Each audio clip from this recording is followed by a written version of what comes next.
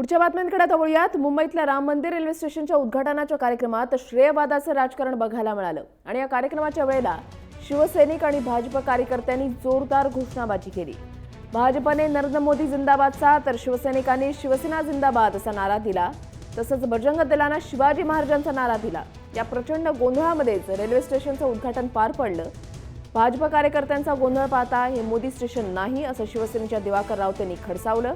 या उद्घाटन सोहळ्याला रेल्वे मंत्री सुरेश प्रभू, दिवाकर रावते, गजानन कीर्तीकर, सुनील प्रभू, रवींद्र वायकर, विद्या ठाकूर हे नेते उपस्थित होते।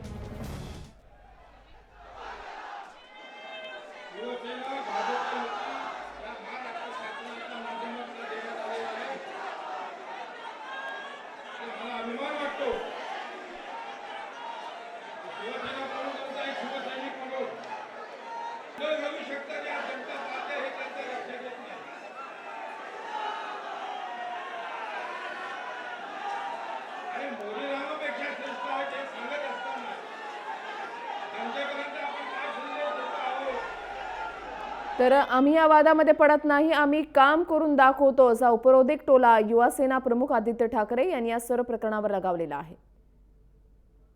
राम मंदिरच्या मुद्द्यावर स्टेशनवरनं खूप वाद सुरू आहे। वादात आम्ही पडत नाही, आम्ही काम करतो। राम मंदिरच्या मुद्द्यावर स्टेशनवरनं खूप वाद सुरू आहे। वादात आम्ही पडत नाही, आम्ही काम करतो।